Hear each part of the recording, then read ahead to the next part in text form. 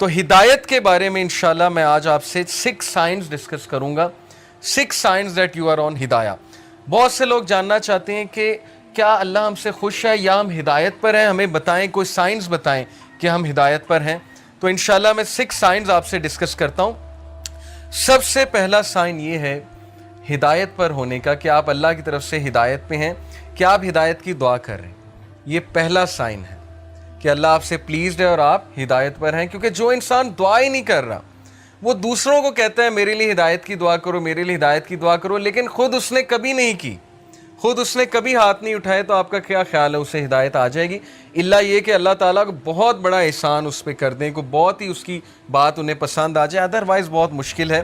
تو سب سے پہلا سائن یہ کہ یو آسک اللہ فار ہدایہ یور سیلف, اور اس کے لیے دعا ہے.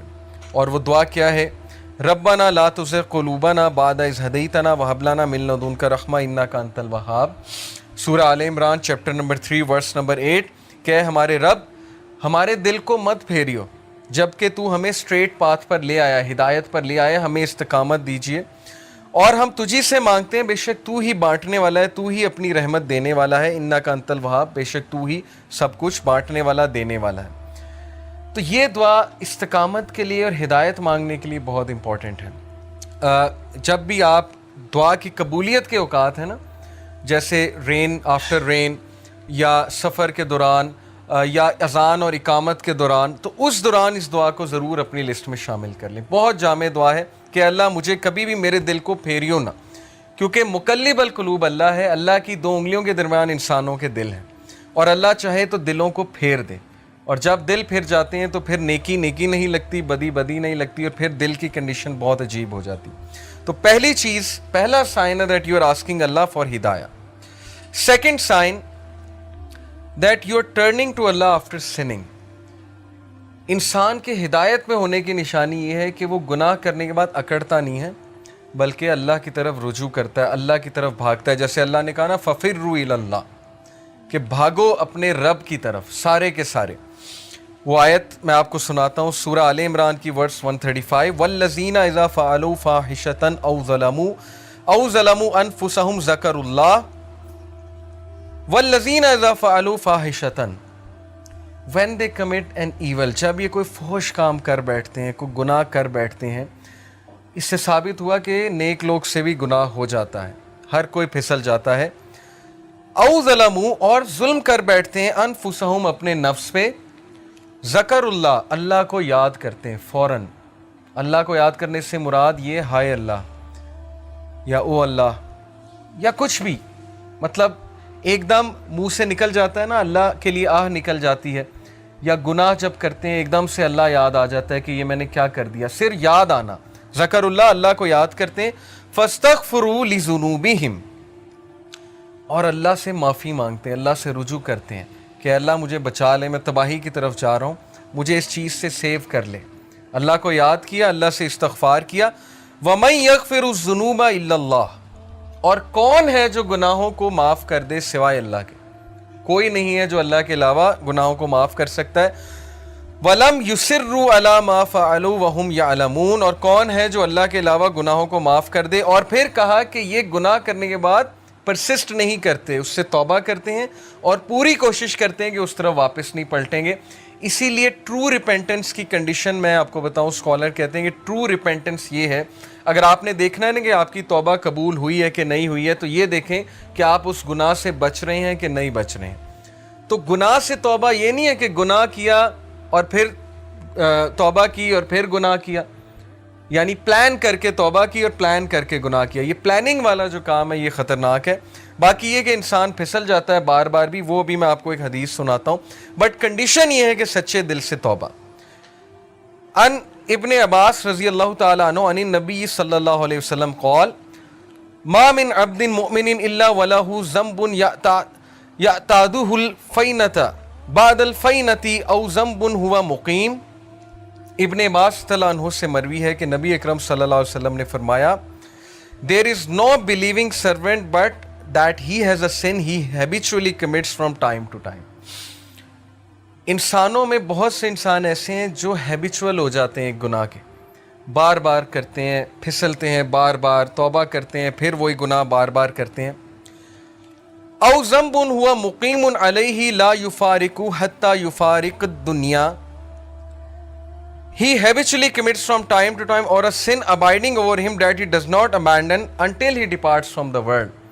وہ گناہ وہ ریپیٹ کرتا رہتا ہے کیونکہ اس گناہ سے وہ ٹیسٹ کیا جا رہا ہے، وہ اپنی بیسٹ ٹرائی کر رہا ہے لیکن سم ہاؤ وہ بار بار پھسل رہا ہے.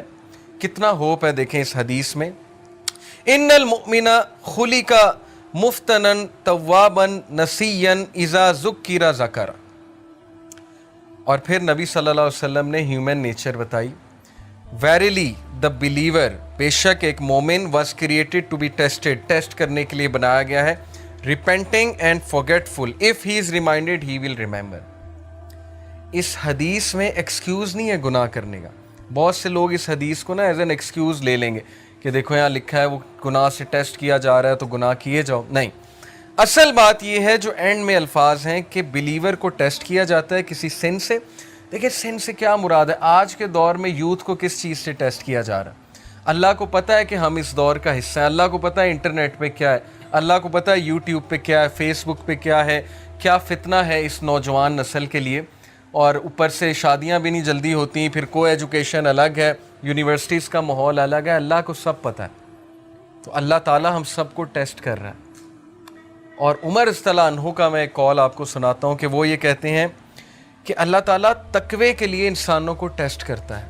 جیسے سورہ حجرات میں نا کہ ان المؤمنون، تقوی کے حوالے سے جو آیت ہے میرے ذہن سے اچانک نکل گئی کہ بے شک اللہ مومنین کو تقوی کے لیے ٹیسٹ کر رہا ہے. تو یہ ہم سب کا تقوی کا ٹیسٹ ہو رہا ہے کہ تمہارے پاس اپرچونٹی کھلی ہے، انسٹاگرام ہے، فیس بک ہے، سب کچھ ہے. اب اپنے جوہر دکھاؤ، اب اپنے وہ اندر کے اس ہیرو کو جگاؤ، اپنے نفس پہ قابو کر کے دکھاؤ اور اللہ تعالیٰ ریوارڈ کرنے والا. تو اس لیے بلیور جو ہے وہ ٹیسٹ کیا جاتا ہے. ہم میں سے ہر بندہ ٹیسٹ کیا جائے گا کسی ایڈکشن سے، کسی چیز سے، کسی سن سے. لیکن اللہ کو وہ پسند ہے جو ریپینٹ کرتا ہے، بار بار فارگیٹ کر جاتا ہے لیکن بار بار پلٹی کھاتا ہے. جھپٹنا پلٹنا، پلٹ کر جھپٹنا لہو گرم رکھنے کا ہے ایک بہانہ. تو پلٹتا ہے، بار بار جھپٹتا ہے، گرتا ہے پھر اٹھتا ہے، گرتا ہے پھر اٹھتا ہے. اپنے آپ کو ڈاؤن نہیں کرتا، گھٹنے نہیں ٹیکتا گناہ کے آگے، کھڑا ہوتا ہے، مقابلہ کرتا ہے. if he is reminded he will remember. اور اس کی ہدایت کی نشانی یہ کہ جب اسے ریمائنڈر دیا جائے وہ ریمائنڈر لیتا ہے. آکڑ نہیں دکھاتا آگے سے، یہ نہیں کہتا مائنڈ یور اون بزنس، تمہیں کیا تکلیف ہے، میں جو مرضی کروں. اب تو لوگ ایسے کہتے ہیں نا کہ تمہیں کیا تکلیف ہے، میں جو مرضی کروں. تو ہدایت کی نشانی یہ کہ جب اسے ریمائنڈ کرایا جائے اور ریمائنڈر اسے افیکٹ کرتا ہے. اور یقین کیجئے ہماری میجورٹی یوتھ اس کیٹیگری میں فال کرتی ہے. ہم جج کر لیتے ہیں کسی کی ڈریسنگ سے. جیسے خواتین ہیں یونیورسٹی میں، آپ کو پتہ ہے ڈریسنگ کس طرح کی ہوتی ہے. ہم انہیں دیکھ کے جج کر لیتے ہیں کہ لو جی یہ تو ڈریسنگ ایسی ہے، لہٰذا یہ تو ویسے ہی جو ہے اسلام سے بہت دور ہے.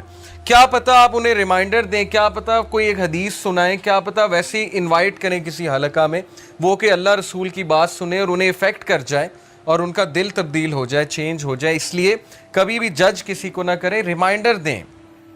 فذکر ان نفعت الذکر سیذکر من یخشی.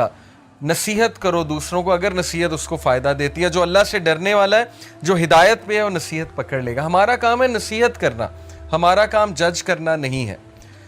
تو یہ حدیث بہت ہوپ فل ہے، بہت ہوپ دلاتی ہے کہ انسان بار بار پھسلتا ہے، گناہ کرتا ہے، فارگیٹ فل ہے. انسان کا مطلب ہی بھولنے والا ہے. اسی لیے یہ حلقات، یہ ریمائنڈرز بہت ضروری ہیں کہ اپنے آپ کو بوسٹ رکھو. قرآن ڈیلی پڑھنا اسی لیے بہت ضروری ہے. جو بندہ روزانہ قرآن پڑھتا ہے، تھوڑا تدبر کرتا ہے، وہ بچ جائے گا انشاءاللہ. بہت امید ہے کہ وہ ان چیزوں سے بچ جائے گا. تیسری نشانی کہ آپ ہدایت پر ہیں، یہ تو تھی نا کہ آپ اللہ کی طرف بھاگتے ہیں، ریپینٹ کرتے ہیں گناہوں سے. تیسری نشانی ہے کہ you see your own mistakes. یہ بہت بڑی نشانی کہ آپ ہدایت پر ہیں، آپ کا دل صاف ہے.